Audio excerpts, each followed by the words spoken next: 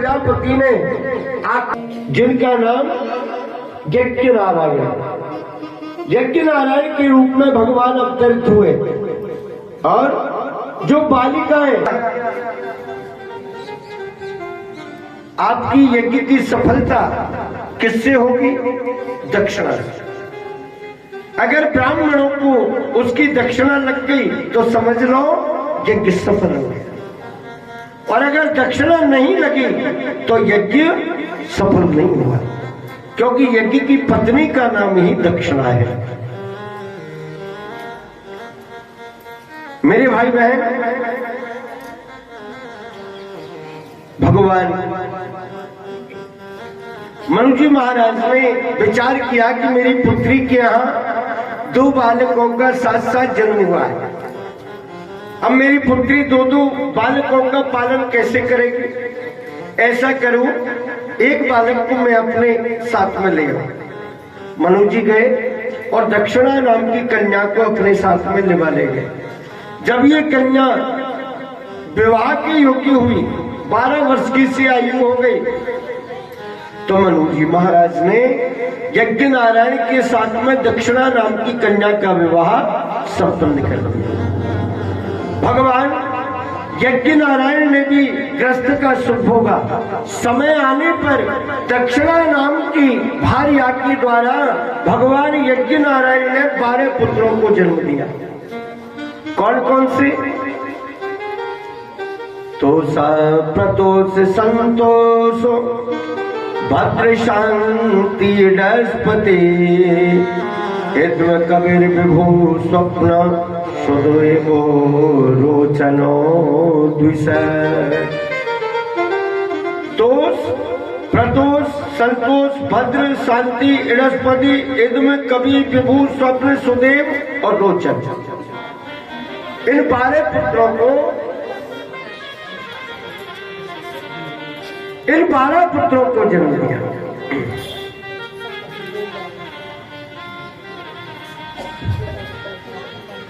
मेरे भाई बहन, जब 12 पुत्रों को जन्म दे दिया, आनंद पूर्वक ग्रस्त का सुख भोगने के लिए लगे। मनु जी की दूसरी कन्या थी देवहूति। देवहूति का विवाह करदम जी महाराज के साथ। करदम जी महाराज की लगभग 80-85 वर्ष की सी आयु थी। एक बार बिंदु सरोवर के बीच में स्नान करने के लिए गए वृद्ध ऋषि करदम जी महाराज, तो वहां एक मछलियों के साथ में क्रीड़ा करने के लिए लग रहा है। करदम जी के मन में ये भाव उत्पन्न हो गया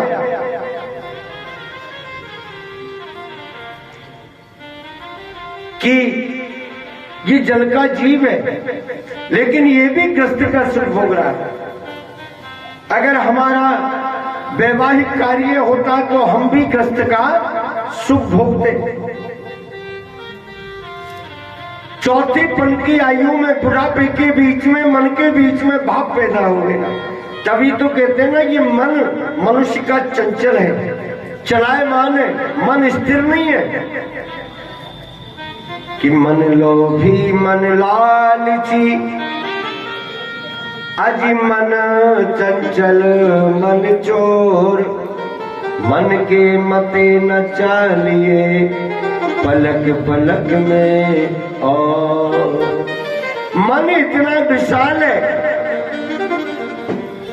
कि जो समुद्र के बीच में भी नहीं समझ सकता। मन की गति बड़ी तीव्र है। मनुष्य जहां जाने का प्रयास करेगा ना, मनुष्य के जाने से पूर्व उसका मन पहुंच जाएगा। एक बार कहीं एक कवि सम्मेलन हो रहा था, कवि सम्मेलन, तो कहीं से अच्छे अच्छे राष्ट्रीय कवि आए कविता का पाठ करना। अच्छे अच्छे कवि अपना अपना अपनी अपनी कविता का पाठ सुना रहे। कहीं से घूमते घूमते एक महात्मा जी आ गए। महात्मा जी ने आकर के और आयोजकों से कहा जी भैया हम भी एक कविता का पाठ सुनाना चाहते हैं। आयोजकों ने कवियों से कहा, बोले जी संत जी आए तो वो भी कोई कविता बोलना चाहते हैं। तो कवियों ने महात्मा जी को मजाक बना लिया, बोले संत है बाबा जी, ये क्या कविता सुनाएगा? श्री कृष्ण गोविंद हरे मुरारी कीर्तन कराएगा और क्या कविता। लेकिन बोले चलो ठीक है बाबा, आ जाओ मंच पर आ जाओ। महात्मा जी मंच पर आए, महात्मा जी को माइक दे दिया गया, लो बाबा अपनी कविता सुनाओ, चालू करो। महात्मा जी ने जैसे अपनी कविता बोलना प्रारंभ किया, क्या कविता बोले? मेरा मन कभी दिल्ली कभी लंदन, मेरा मन कभी दिल्ली कभी लंदन, मेरा मन कभी दिल्ली कभी लंदन, मेरा मन कभी दिल्ली कभी लंदन। बोले बाबा कुछ बोलोगे भी कि केवल ये दिल्ली लंदन ही करते रहोगे?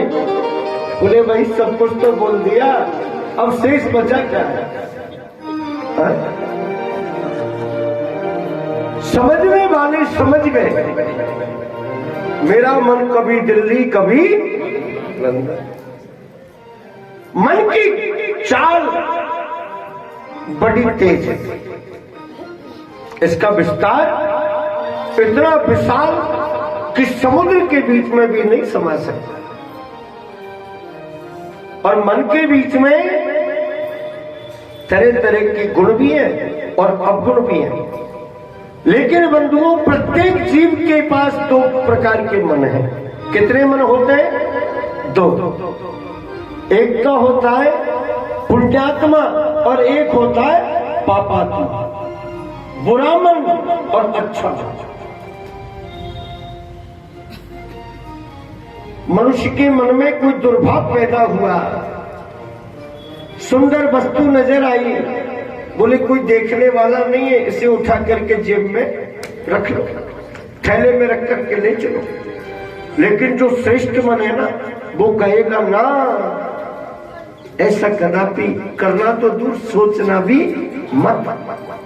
क्यों? अगर मान लो येन केन प्रकार किसी ने देख लिया या किसी को बाद में भी पता लग गया, तो फिर क्या होगा? जीवन भर के लिए और कलंक लग जाएगा। सारा सम्मान अब तक का किया हुआ पूरा ढेर हो जाएगा। तो कहा बंधुओं कि कहा न अबला कर सके और कहा न सिंधु समाए, कहा न पावक में जरे, काय काल नहीं खाए। ऐसा कौन सा कार्य है जिसको अकेली स्त्री नहीं कर सकती? ऐसी कौन सी वस्तु है जो समुद्र के बीच में भी नहीं समा सकता?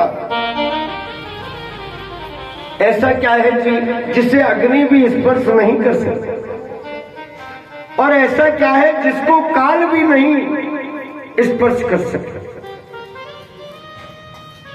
तो कहा कि पुत्र न अबला जन सके, अजि मन नहीं सिंधु समाए, धर्म न पावक में जरे नाम। धर्म अग्नि भी जिसे स्पर्श नहीं कर सकते, और नाम व्यक्ति चला जाएगा लेकिन उसका नाम संसार के बीच में अजर अमर रहेगा। नाम काल नहीं खाए।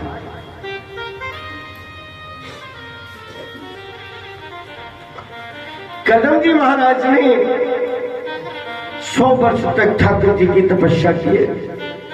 भगवान तो बड़े दयालु हैं, अपने भक्तों के ऊपर कृपा करते हैं। महाराज ठाकुर जी आए, कदम जी को आशीर्वाद दिया, ऋषिवर मैं तुम्हारी सेवा से प्रसन्न हूं, मांगिए तुम्हें क्या चाहिए महाराज। अब मन के बीच में भाव ग्रस्त का सुख भोगने का, भगवान अंतर्यामी है, घट के वासी है, मन की बात को जान गए। ठाकुर जी ने कहा जी ठीक है, परसों के दिन उत्तर दिशा की तरफ से एक रथ आएगा,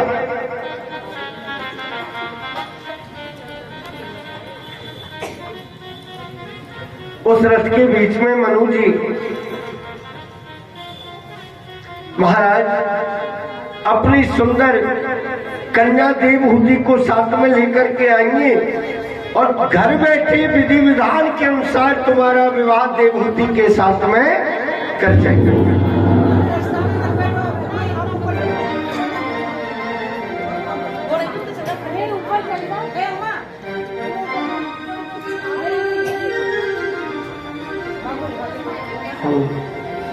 माता बहना सामने वाले जो दिख रहा है उसमें जाके विराजमान हो गए हैं।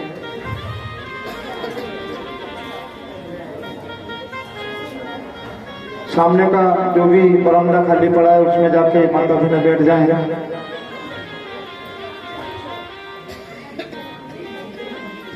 बोले कृष्ण कन्हैया लाल की जय हो।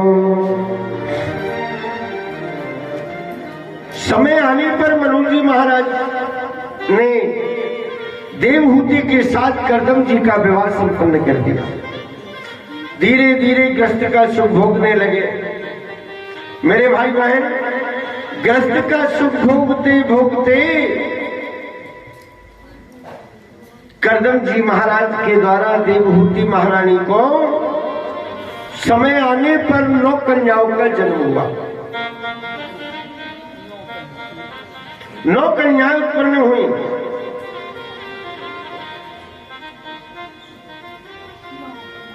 आगे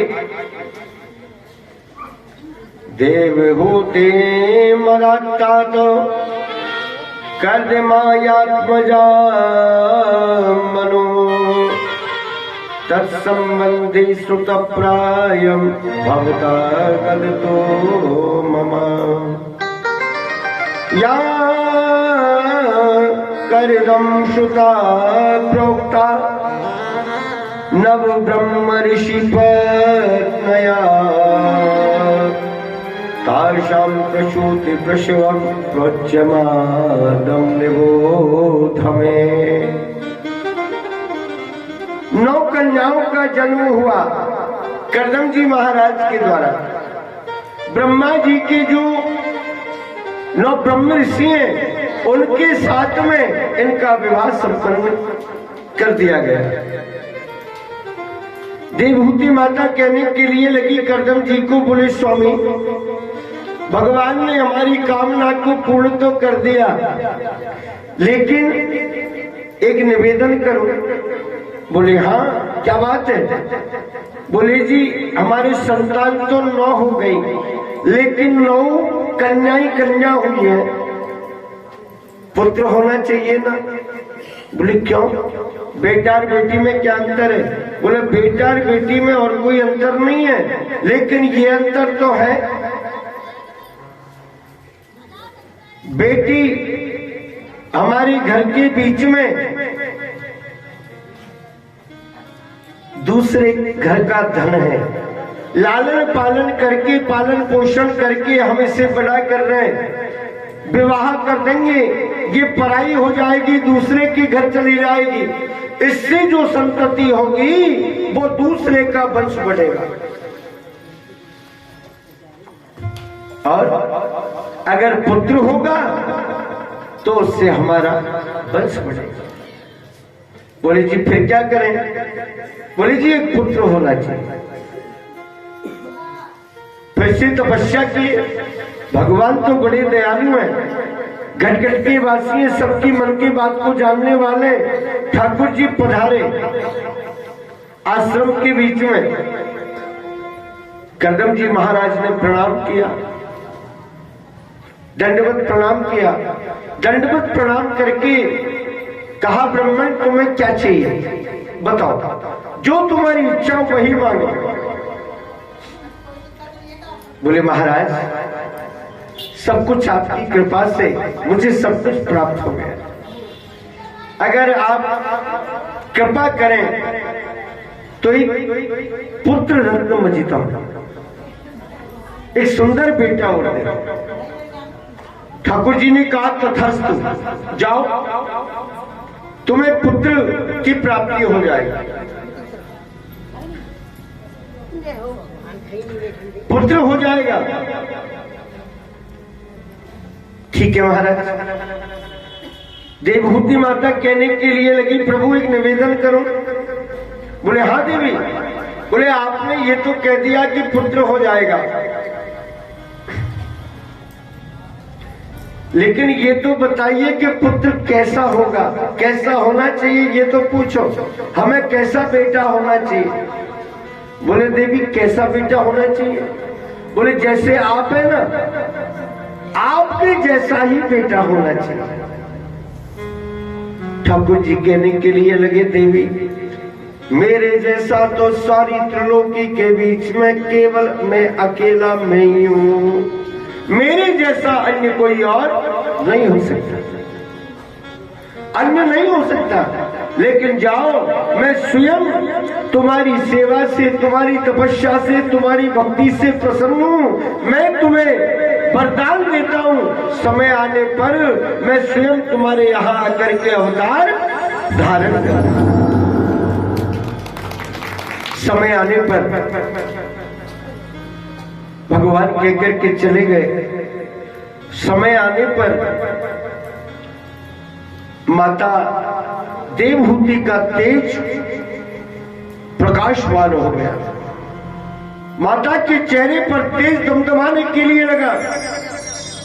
भगवान गर्भ में नहीं आते, भगवान की जो अंशकलाएं होती हैं वो माता के गर्भ में प्रवेश करती हैं। और जब तपेश्वरी बालक माता के गर्भ में होता है ना जी, तो माता के चेहरे पर तेज आता है। जब तपेश्वरी बालक, तेजस्वी बालक माता के गर्भ में रहता है तो चेहरे पर और तेज दमकने लगता है। सूर्य नारायण के समान प्रकाश आश्रम के बीच में होने के लिए लगा। समय आने पर भगवान माता के द्वारा कपिल देव जी के रूप में और अवतरित हो गए। बोलिए कपिल देव भगवान की जय हो। कपिल देव जी महाराज भगवान ने विचार किया कि मेरे माता पिता को विश्वास दिलाने के लिए ये दिखाना जरूरी है कि मैं कोई साधारण बालक नहीं हूं। तमद्भुतम बालकम भुजक्षणम चतुर्भुजम शंखगदायुधायुधम श्रीवत्स लक्ष्मण कलशोभि कौस्तुभम नमामि विष्णु शिरसा चतुर्भुजम। सुंदर दिव्य स्वरूप धारण करके और माता पिता को एक बार अपने 4 भुजा रूप धारण करके बता दिए। पिता के लिए सुंदर उपदेश दिया। पूज्य पिता चौथे पल के बीच में, अरे आपने सारा जीवन भगवत भक्ति के बीच में व्यतीत कर दिया, परंतु चौथे पल के बीच में आपके मन के बीच में कृष्ण के सुख भोगने का विचार उत्पन्न हुआ। मैंने तुम्हारा वो भी पूर्ण किया। संतान मांगी, 9 कन्याएं उत्पन्न हो गई, फिर भी आपकी तृप्ति नहीं हुई। तुमने विचार बनाया कि मुझे तो नारायण ही बेटा होना चाहिए। मैं स्वयं तुम्हारा बेटा बन करके आ गया। अब और क्या कमी रह गई वो भी बता दो ना प्रभु। अब मुझे कुछ नहीं चाहिए। माता के लिए सांख्य योग का वर्णन करके बताया, हे मां ये जीवात्मा क्या है, बार बार गर्भ के बीच में जन्म लेता है, माता के गर्भ के बीच में पलता है, जन्म ले लेता है, संसार के बीच में भटकता है और अंत में मृत्यु को प्राप्त हो जाता है। बाल सांसी जीर्णानि यथा विहाय नवानि गृह्णन्ति नरोपराणि तथा शरीराणि विहाय जीर्णा नन्यानि संयाति नवानि देहि। क्या है? जैसे मनुष्य पुराने वस्त्र उतार करके और डाल देता है और नवीन वस्त्र धारण कर लेता है, इसी तरह से ये जीवात्मा बार बार माता के गर्भ के बीच में प्रवेश करता है जी।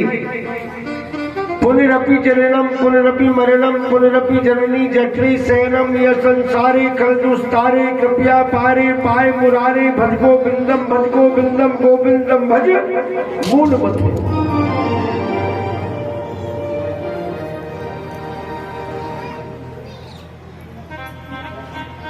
बार बार जन्म और मृत्यु के चक्कर में और ये जीव बंधा रहता है। और जैसे ही संसार में आता है ना, इससे माया जकड़ लेती है, माया पकड़ लेती है।